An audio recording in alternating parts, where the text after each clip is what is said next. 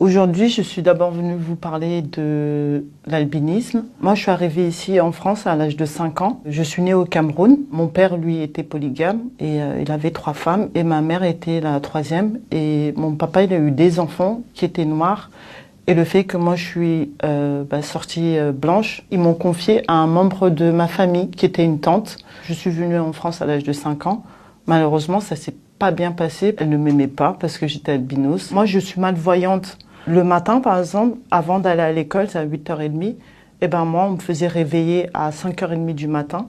Je devais laver le sol avant d'aller à l'école. Moi, j'ai jamais dormi dans un lit. Moi, je dormais sur du carton avec une couverture, que ça soit été, printemps.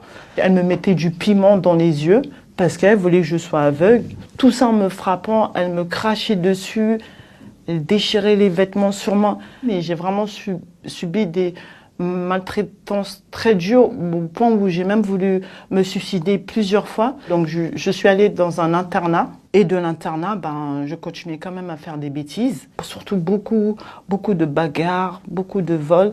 Des vols dans les magasins. Sauf qu'un jour, on avait volé vraiment quelque chose. On avait volé beaucoup de choses. Et c'est aussi une scène aussi qui m'a beaucoup marquée parce que mes amis avec qui on avait fait le vol, quand on s'est fait arrêter, les parents, en fin de compte, ils sont venus chercher leurs enfants. Mais moi, il n'y a personne qui est venu me chercher. Et c'est là où je me suis rendu compte, mais ces enfants, ils font des bêtises, et leurs parents les aiment toujours, ils viennent quand même les chercher. Mais moi, il n'y a personne qui est venu me chercher. Après, là, je suis partie, ils m'ont présenté devant le juge. J'ai demandé au juge, peut-être que ce serait bien que je retourne dans mon pays pour revoir mon père et ma mère. Parce que depuis l'âge de 5 ans, je suis ici, mais moi, j'ai personne. Et c'est comme ça qu'avec les éducateurs de l'aide sociale à l'enfance, ils ont pris contact avec mes vrais parents et tout. Et quand je suis retournée au Cameroun, donc je devais avoir peut-être 18 ans, là, ça a été encore un autre choc parce que l'Afrique, c'est pas comme ici. Moi, je reconnaissais personne. En fin de compte, c'était comme des étrangers, mais pas vraiment comme des étrangers. Dans un autre pays, c'est l'Afrique, il fait chaud, tout ça. En tout cas, j'ai dû encore réexpliquer à mes parents ce qui se passait ici parce qu'ils n'étaient pas au courant. Renouer aussi des liens familiaux, avoir des réponses de pourquoi on m'avait envoyé en France chez une personne qui me détestait, qui a fait que de me taper, m'humilier, me faire des choses vraiment très très graves.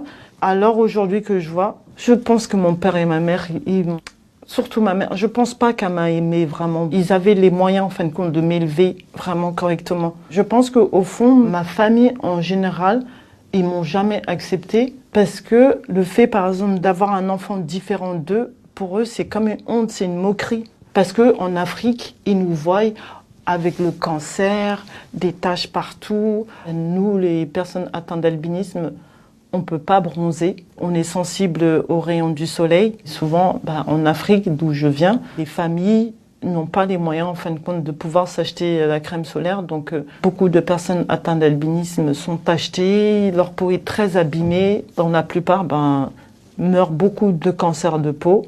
C'est le voyage au Cameroun qui m'a fait changer justement parce que j'ai pu rencontrer aussi des albinos. Et de toute façon, et je l'ai vu, de toute façon, les albinos dans quel état ils sont rejetés. Ils m'ont dit la réalité. Je peux pas me passer mon temps à me morfondre que sur moi-même.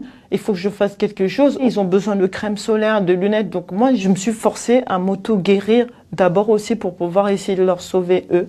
Et c'est comme ça que j'ai commencé à m'accepter. Je suis devenue maman.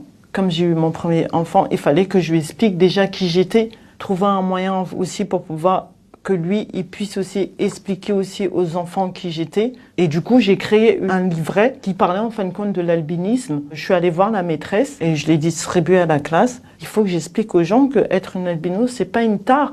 La preuve, regarde, j'arrive à travailler, je suis avec vous, j'ai des enfants et tout, mais moi, il faut que tout le monde le sache, ça. Et c'est comme ça, en fin de compte, que j'ai créé l'association pour expliquer à tout le monde ce que c'est l'albinisme. Et après, à partir de là, après, aller en Afrique, pas que les informer aussi, mais donner aussi du matériel aussi aux albinos de ce qu'ils ont besoin. Depuis qu'elle existe, l'association, maintenant on voit de plus en plus d'albinos, même dans les pubs, à la télé, dans les trucs, alors qu'avant, il n'y avait pas de visibilité, on ne nous voyait pas du tout. De voir son reflet aussi, c'est aussi important.